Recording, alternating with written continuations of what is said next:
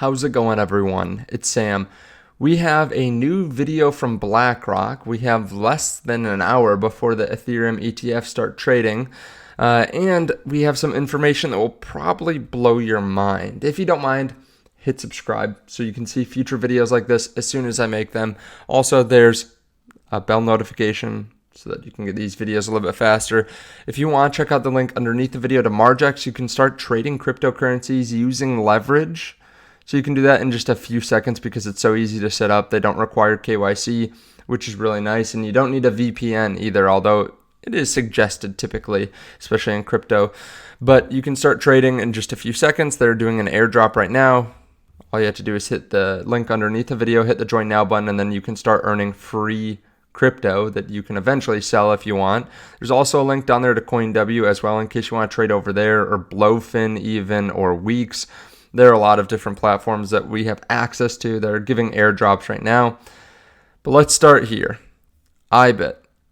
Selling, IBIT had a pretty good volume yesterday, 912 million. And we had another day of inflows. So we had 11 days before this, about $2.6 billion so far for July in inflows. And GBTC had a 0 day. IBIT had more than a $500 million inflow. I mean, that is insane.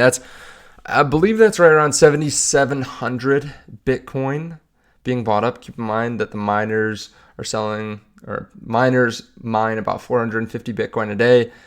IBIT did 15 times that in one day, 16 times that, something like that. This is the 7th largest daily inflow and the largest in almost 3 months.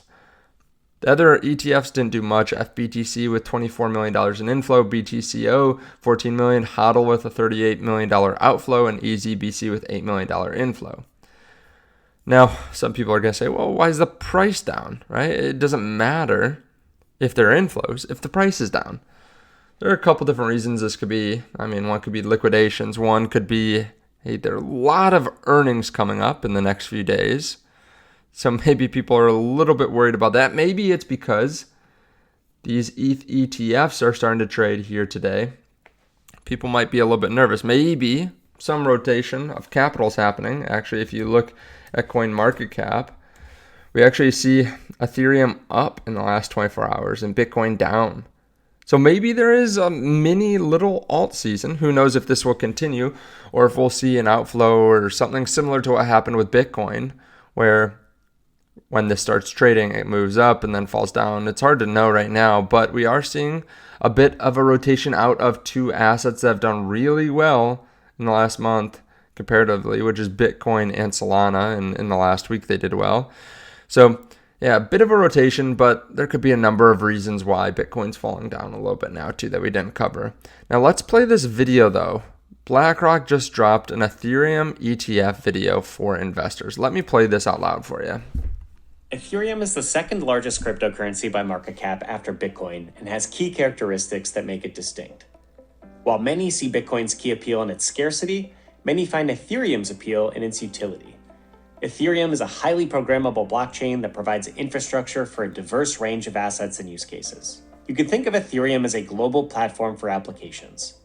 This platform enables applications referred to as smart contracts to run without a centralized intermediary. Transactions on Ethereum require a transaction fee to be paid in the network's native token, Ether. Investor interest in Ether has been expanding as more people adopt digital assets. And that's why we're introducing Ether, the iShares Ethereum Trust ETF, which provides investors convenient exposure to Ether. Here are 3 things to know about Ether. The first is access. Ether enables investors to access Ethereum's native token, Ether, within a traditional brokerage account.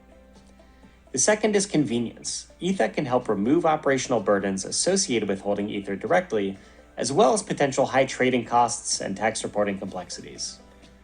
And finally, integrated technology.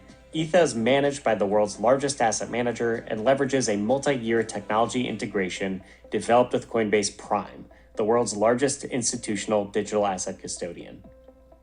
Access Ether through your online brokerage or discuss with your financial professional to find out how Ether could fit into your portfolio. Visit www.ishares.com to Okay, so it's on their website as well. Keep in mind, this isn't groundbreaking stuff. Like, I'm not sitting here saying that this is what's going to blow your mind here today. This is just a very informational video. If your parents were curious what's happening with Ethereum, or if you said, hey, I want my parents to maybe buy some, you could send them this, and this would be like a 1-minute explanation for what this is. Now, I will be clear, we may see a bit of a sell-off. Like I said, even in Ethereum today, keep in mind what happened when Bitcoin ETF started trading. We saw massive inflows, but we also saw a good amount of selling too from just holders. Now, why is that? Well, some people shift some of their long-term bag away from self-custody. Some people feel like they're forced into self-custody because there were crypto exchanges that were going bankrupt, but they think this is a safer option. I mean, I'll be honest, at the beginning of the year, I actually sold some Bitcoin to go put it in Bitcoin ETFs. Why? Well, a couple different reasons. One, there is that level of safety. If for some reason something were to happen to self-custody, which it never should, the BlackRock IBIT ETF should be okay, right? If I make some stupid decision, if I fat finger a letter and don't catch it for some reason, when I send a transaction. So there's just a level of diversification of safety. And you can also most likely take loans against it easier if that were something that you want to do in the future, maybe a couple years from now. You would probably make it a lot easier on yourself if you had it in a brokerage account where you can just take a loan against a brokerage account versus like, hey, I set up a special meeting with some company and then give them this as collateral, and then there's cross-party risk. I think it's more complex than holding a ticker. I could always be wrong on that. Who knows too? Maybe the Ethereum ETFs eventually have the ability to start staking, and then just by holding it, you get dividends. That would be pretty sweet. But let's move on. Robert Kiyosaki says why gold, silver, Bitcoin will rise in price when Trump becomes president again. Now, I think Robert is the author of one of the best books in finance. And a lot of people, I think, respect him from Rich Dad, Poor Dad. He's been a little bit interesting with some of his thoughts, but I think this is actually pretty good. I think that he might be right on here. And I was actually talking to someone yesterday, really well connected in crypto, that mentioned how Trump wanted a weaker dollar a handful of times.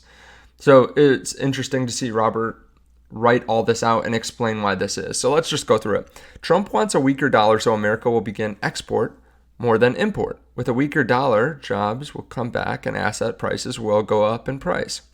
Trump is going to drill for oil, and the price of oil will come down. Biden did the exact opposite. His first act was to kill Keystone XL pipeline. When Biden killed the pipeline, oil jumped from $30 to $130 per barrel. High oil prices caused massive inflation, wiping out the poor and middle class. Then Biden had to tap into America's oil reserves because America did not have enough oil. Trump will make America great again, he says. He will drill, baby, drill. A weaker dollar will increase exports, create jobs, open new factories, and make gold, silver, Bitcoin, stocks, and real estate rise in price. Then he predicts that gold will go from $2,400 an ounce to $3,300, silver from $29 an ounce to $79, and Bitcoin from $67,400 to $105,000 by August 2025. This is pretty interesting because he's almost predicting that gold will go up as much as Bitcoin, and gold's a much, much larger market cap. I mean, we're talking over 10x. And silver, he thinks, will go up even more, almost tripling. So this is pretty fascinating, but I think it does probably make some sense. Weaker dollar, I mean, everyone's been talking about how strong the US dollar is. And while that sounds great, the fact is that it does hurt companies' earnings, right? When they have FX impacts, when they have other countries where someone pays $10 for Netflix, but it's of their currency, which has been devalued. And that's just one part of it. Like he goes into here, we have expensive oil, which causes inflation. We have less jobs. Assets are not quite as strong when the dollar's so strong. So if you're just looking at it, how would you make people very excited about your performance? Well, you would make asset prices go up. You would cause inflation to go down. You would have strong jobs. Like that. Those are three things that people would love. So it is interesting to think about. And yeah, I think Bitcoin's price would go up drastically in this scenario. I think it will go up a lot still. Let me know your thoughts on all this underneath the video. Thank you so much. I mean, this has been a crazy last couple of weeks for BlackRock. They're just swallowing up all the Bitcoin, half $500 million in a day. Now, when I say swallowing up all the Bitcoin, that's a little bit tongue in cheek. Obviously, you can't buy all the Bitcoin. There are just some people that will always hold it. But as you can see, like they're pushing the narrative that people should get their hands on some Bitcoin. Let me know your thoughts, though. Thank you so much. I appreciate it. If you haven't seen my last video, it seemed like a lot of people liked it. It's a video where I play some of Whitney Webb's recent podcast or recent interview. If you don't know what I'm talking about, Whitney Webb's a journalist, and she really pointed out what BlackRock might be trying to do behind the scenes that maybe isn't the best thing in the world. Trying to get their hands on a lot of power. If you want to check that video out, I'll put it on the end screen.